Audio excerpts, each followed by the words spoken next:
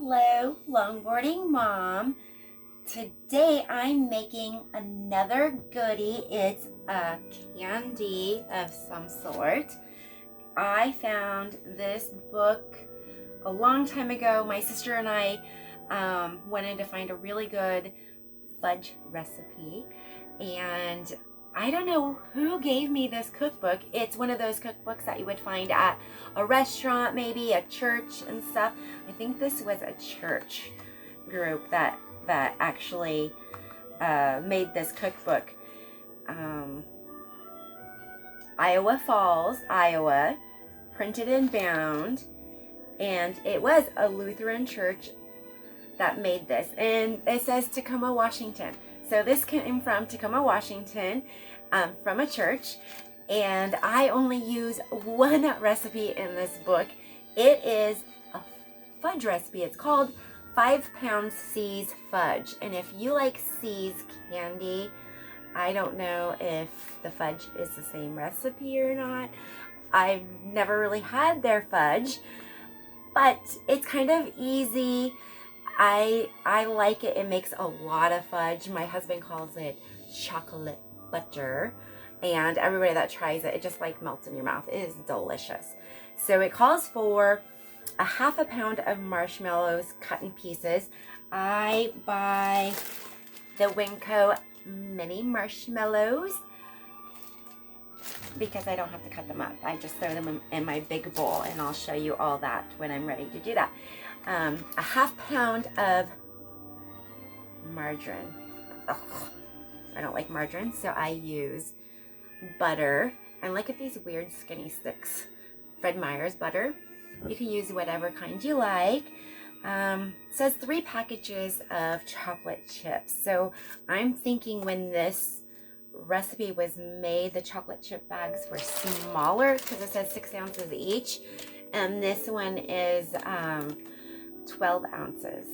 So I do 1.5 packages. So I've kind of modified the recipe to how I like it because my trial and error, my sister, we used to make actually big batches of it, like a double batch. So it was 3 packages of those. And then 1 teaspoon of vanilla. So we're going to use my homemade vanilla. And walnuts if desired. I use pecans in half of the batch, so I pour half of it out and then I pour in some pecans. And the reason why I use pecan is because one point in my life, one of my friends was allergic to walnuts, so I just switched it up to pecans, and I've never switched it back because I like pecans. And the next ingredient was kind of funny because I didn't know what it was. It was 1 tall can of pet milk. What is pet milk? So I had to ask. I worked at a coffee shop at the time, and we have some older ladies that had gone through. I was like in my 20s when I started making this recipe. And pet milk, I was like, I don't know what pet milk is. And so I started asking the older ladies that came through the coffee shop, and they said it was evaporated milk. This is the Fred Meyer's brand of evaporated milk. I actually have found pet milk at Winco. I finally, oh my God, I've seen pet milk. So that was kind of an exciting thing. And then the last ingredient is 4.5 cups of sugar. That's a lot of sugar. But that's what makes the delicious fudge. So I put the first 5 ingredients, well, 4 ingredients because I add the walnuts last, in a big gigantic bowl. So we're gonna start that. We're gonna put the ingredients in the bowl, cut the butter up, put it in the bowl. The rest of the stuff goes on the stove in a big pot in the back. It's just the sugar and the evaporated milk, and you dissolve that, and once it starts boiling, you set a timer for 6 minutes exactly, and then you dump it all into your fudge or into your marshmallow chocolate mixture. Stir it all up, and you want to kind of stir it up really fast because you want to get those marshmallows really mixed in and stuff. If you like kind of a little chunky fudge with marshmallows, you can always not mix it in all the way, but mix it all in and then diverse it into 2 pans. These I buttered and then put wax paper on them. And the reason why you do the wax paper is because then you can just pull that fudge right out of these pans. So much easier than trying to cut the fudge out of it. You just pull it out onto a cookie sheet or a cutting board, and then you can slice it into pieces, give it away as a gift. There's all kinds of things you could do because it makes a lot of fudge. Most recipes I think only make one of these, and you can put it in one big gigantic 9 by 13 pan, or you can separate it into the 2 little ones. So let's get started on the ingredients. First, I'm gonna put the marshmallows into that bowl. I found Christmas music on YouTube that's free, so you can put it on in the background and play it without getting in any trouble. I guess I should open that up all the way, huh? I'm not trying to save any. There goes my dinosaur opening skills.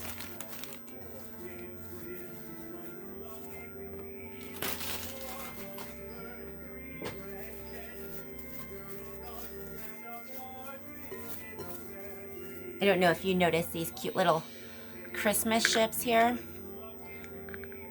I made these for a cake for the 50th anniversary of the Christmas ships that go down the Columbia River and up through the Willamette River and stuff every year. They have all these ships that decorate for different things. One of our friends actually had a yacht, and they put a train theme on their yacht, and my son was not even a year old, and we got to go on the yacht for the 50th anniversary and celebrate with them and spend the night and go down the river. It was so much fun. We had a blast. Not sleeping on the yacht though, that was not my thing. So anyway, let's get back to making our fudge. So we got all of that. So yeah, those Christmas ships down there are pretty darn old. This is about a half a package of mini chocolate chips. And I've got, you can use any kind of chocolate you like. Semi-sweet works better than the milk chocolate. Milk chocolate is really soft, so it doesn't really set very well. And there is that. We are going to cut our butter into pieces.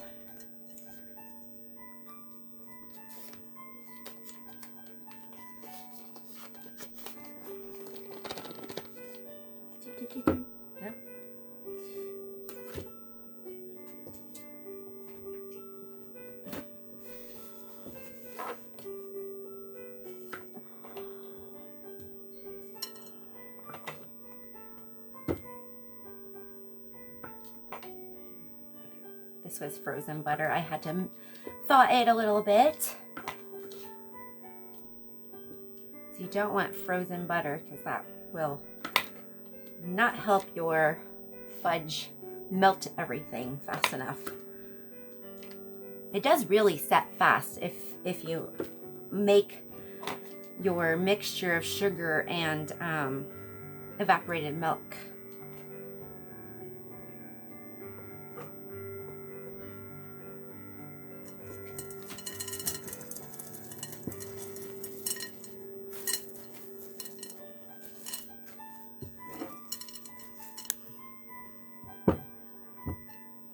So what are your favorite Christmas cookies and goodies do you like to make? My family always does a cookie exchange, and I have 3 of my favorites I like to make to take to the cookie exchange. Trust me, you don't want to take more than that, because when you've got a lot of family and they're all making goodies, you end up having lots of treats. When we first started doing cookie exchange with the family and stuff, we used to do all the baking at my dad's house. My stepmom would invite us all there, and we would bring our cookies with us.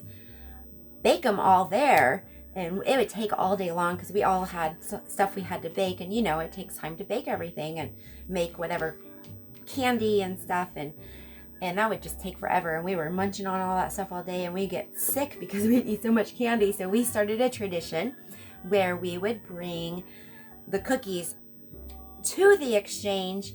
And we would eat taco soup. And everybody would bring something to go with the taco soup. And have our cookie exchange, and kids and moms and whoever wanted to go was welcome to go.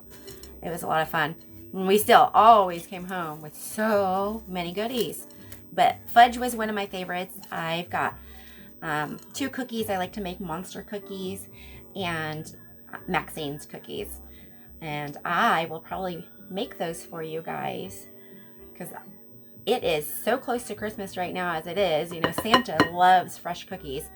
And I like to make cookies and take them to the exchange, which I didn't get to make it to this year, but I am going to see my dad, so I'm going to bring some goodies with me and give them some goodies. But I'm going to save some cookies for Santa, and I'm going to show you how to do that. Santa likes fudge and cookies, and fudge you can eat for a couple weeks if you store it right. So this is ready. I just got to put 1 teaspoon of vanilla in it. And then we're going to move over to the stove and I'll show you how to do the rest.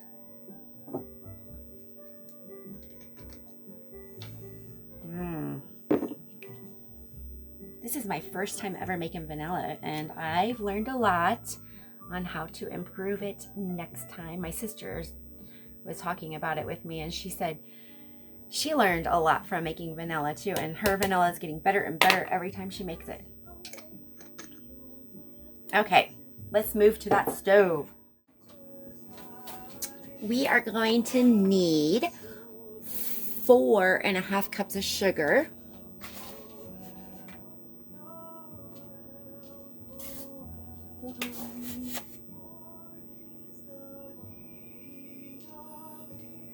Two.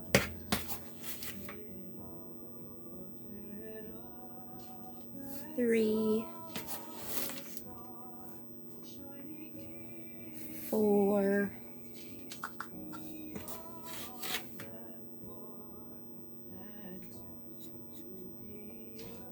And 1/2 cups. It's a lot of sugar. You want your evaporated milk. Shake it really, really well. And open it with your can opener. My husband finally bought me one I cannot break so far. We've had it for 5 years now, I think. Better not jinx myself, huh? Okay, so that is dumped in there.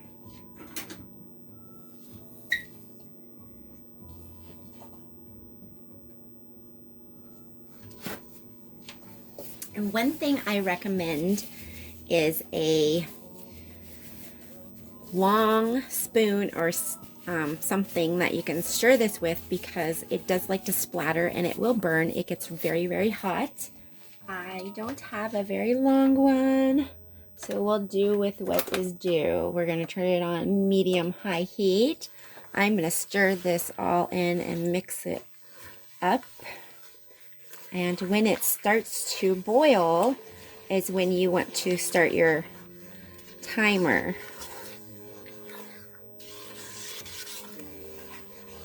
And I am usually very impatient about the boiling part, so I've got to watch the boil. But you want to stir it constantly so it doesn't burn to the bottom. And I do have it on a smaller burner because I'm going to confess to you guys, I live in an apartment, and one burner, you set it on any temperature and it goes extremely high. The back burner works great, but of course, you know, it's not going to be able to film very well. So I've got it on this little burner up front.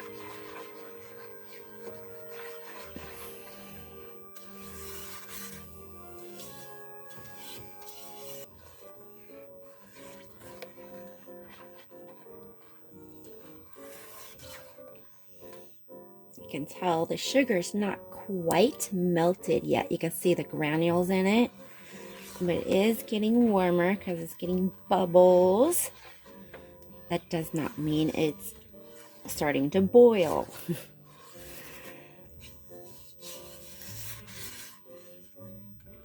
You want to make sure you scrape the sides. I'm telling you, you need another 6 inches on the spatula so you don't burn yourself once it starts boiling.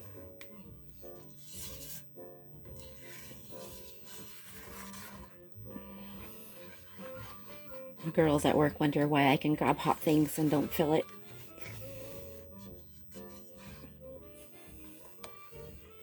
It is starting to melt. You can feel a difference when you're stirring it. It starts to get smooth and kind of slippery when you're, before it's kind of rough. You can feel the sugar granules and stuff. And once it starts melting, it's getting warmer and you'll start to see some boiling, but it's not quite yet. And you'll see what I'm talking about when it starts boiling. It's like a rolling boil.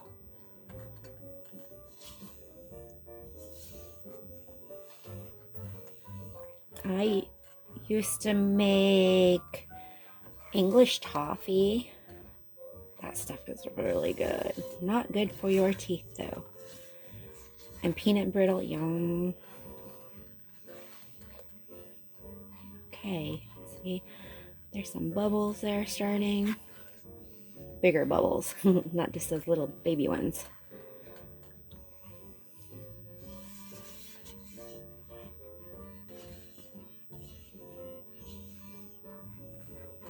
My sister made some of this the other day and put some, she made a dulce delish or something, whatever. Caramels and some sea salt on top. It looked so good. I don't get all fancy like she does. Yep. Don't know if you can see it. It's starting to boil. Oh, look, and my burner turned just right so you can see it better. That's what I'm saying. Apartment living. I've been here for a few years. I think they need to get me some new burners. A new oven, maybe. One year for Christmas, when I first moved down where I'm living now, I invited all my family to come down, and my oven broke. Oh, what was I going to do for Christmas? I can't bake, I can't do anything. And so I decided I was going to make my tortillas and we were going to have Mexican food, which was the plan. And then my grandma fell on Christmas Eve, so we ended up spending Christmas Day and stuff in the hospital with my grandma. It's getting ready to start boiling. Yay!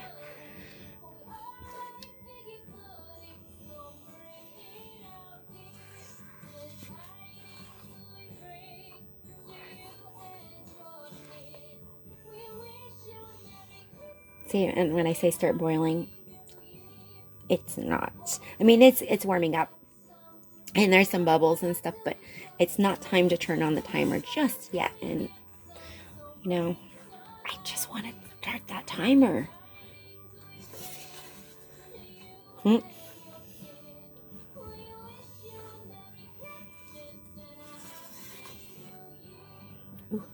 I see some steam on it.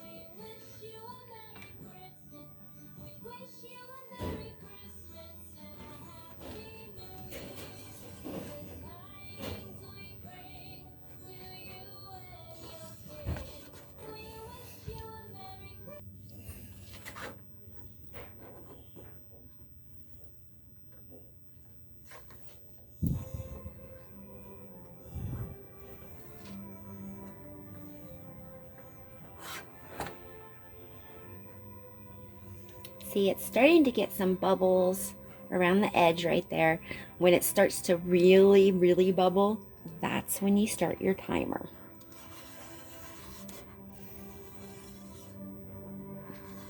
And that's what makes candy and stuff, that sugary, look at that.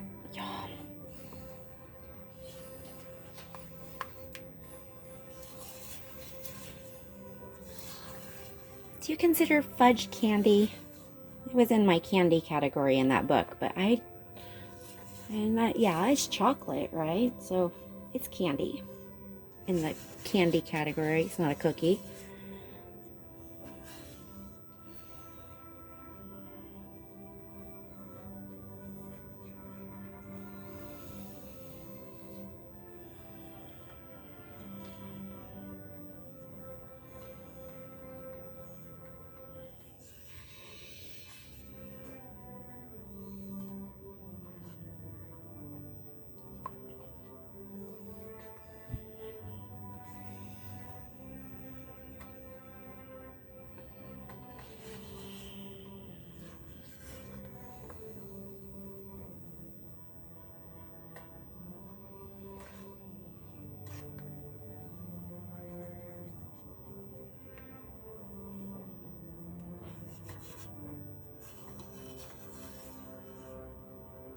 Okay, I can actually feel it. And it's getting ready to start to boil. So I'm going to get my timer going. I'm not going to turn it on just yet. Oh. I think I do it on my watch because my timer on my stove does not work. Bad.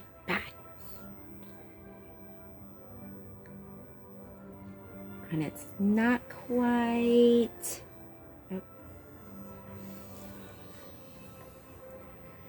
Not quite rolling yet. See, I want to start my timer and it's almost ready.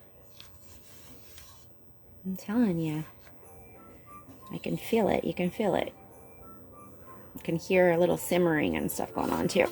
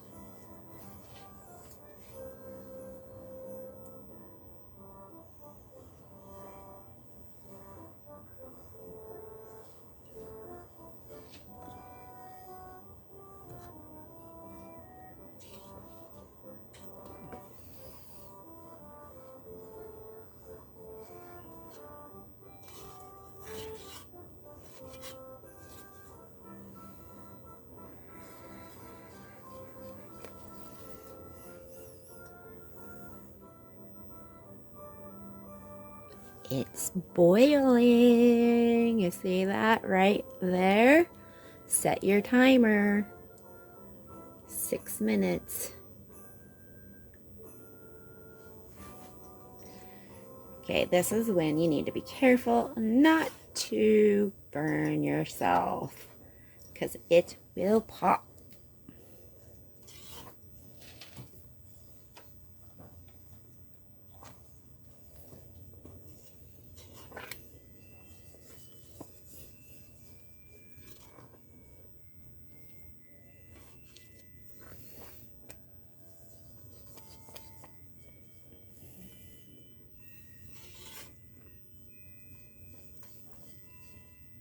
When you're done stirring it for the 6 minutes, you dump it into your marshmallow mixture and stir it around and dissolve everything you can.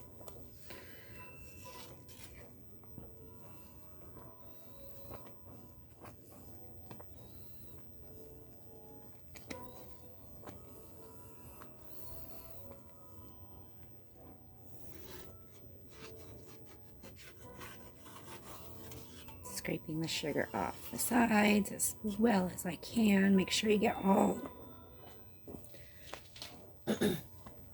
the way around the bottom, on the edges. You don't want any of that sugar to burn. You don't want burned sugar.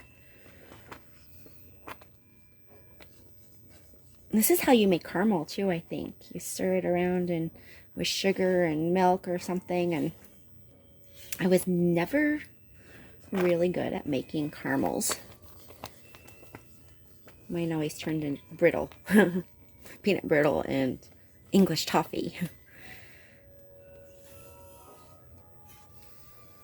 But that's why you use a candy thermometer for most things. It tells you what is a soft boil, a hard boil. See that popping? I've got my hand at the very tip top of my spatula. I do not want it to splatter on me. It burns because it sticks to your hand. I know by experience. Yes, I think I get burned every year. Guess it's not cooking Christmas cookies and candy if you don't get a little burn, right?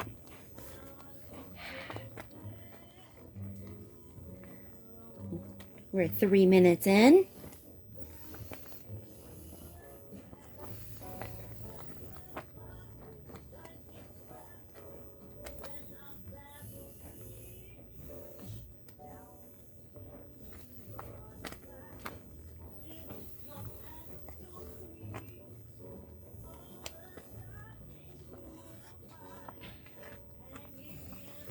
This sometimes is a little bit easier making it with 2 people, because when you're dumping this mixture into the marshmallow chocolate mixture, the other person could be stirring. As long as you're super careful not to pour it onto the other person. You don't want to give them 10-degree burns. I don't think that's a thing, but that's probably what it would feel like.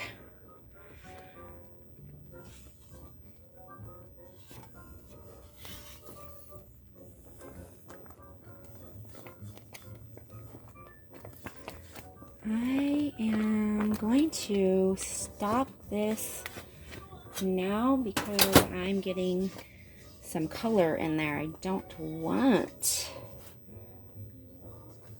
I've got, sometimes when you cook it, you get to the consistency that you need it faster than what you think, especially on this little burner I've got going. Okay, I'm gonna dump this mixture in.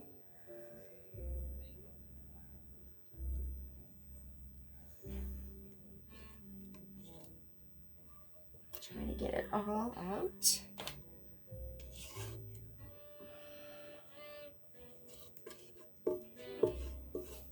So that's why I said it might be a little easier when you're having 2 people, because one person can stir that stuff in while you're dumping. I'm going to turn the hot water on that so the sugar doesn't stick to the pan. See how it's melting right away?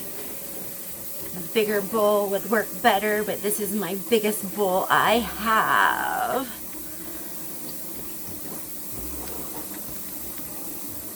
Get the side of that bowl. Look at that goody, goody, goody.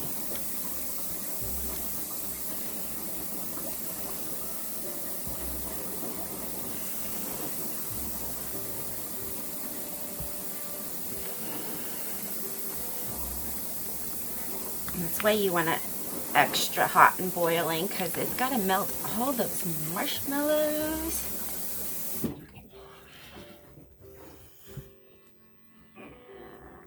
Melt all that chocolate. It's got to melt the butter. And if it's not hot enough, those marshmallows are not going to melt. Stir as fast as you can.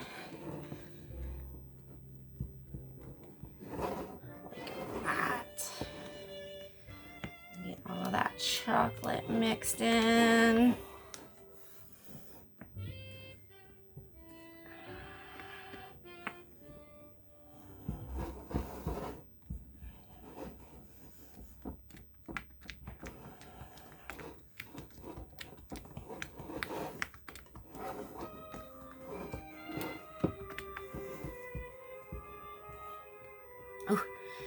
hand is getting tired.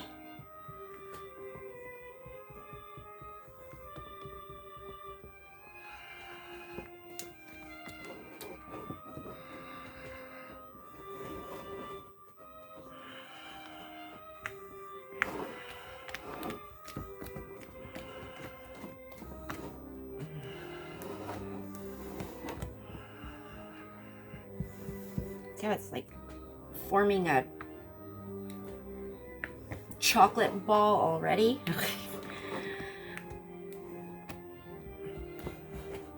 That means it's probably gonna set right.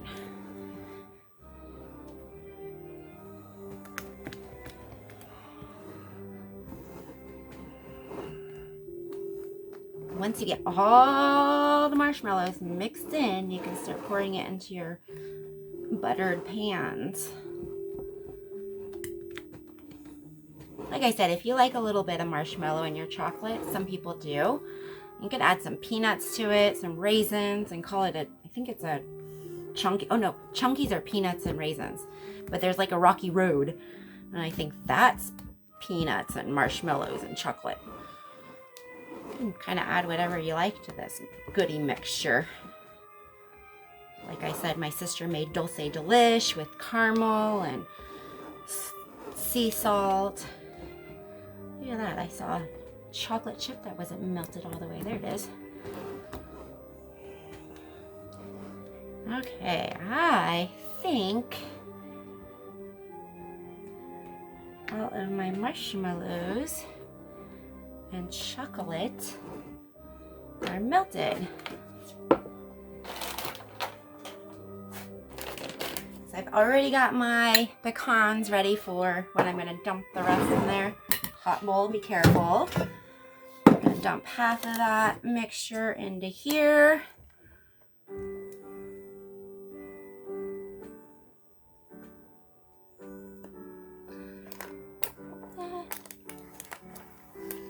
Looking like about half. Just a little bit more. There we go. Add the nuts.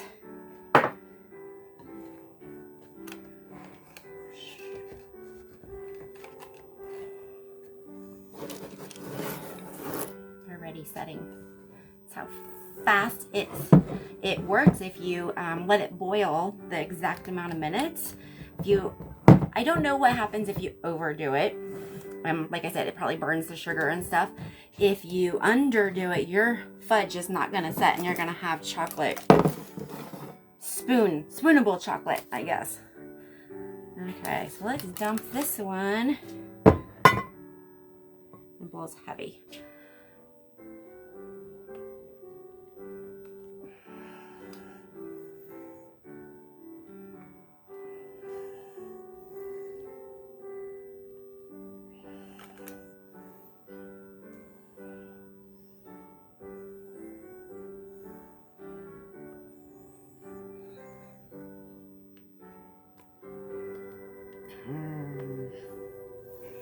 Usually I leave enough in the bowl so I can lick it. Or on my spatula, because it's like already fudging up on ya. See that?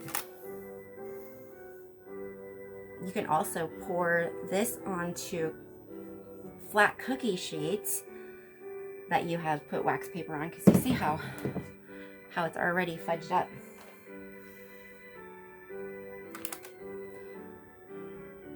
That's already fudge. Look at that. It's warm. You can eat it.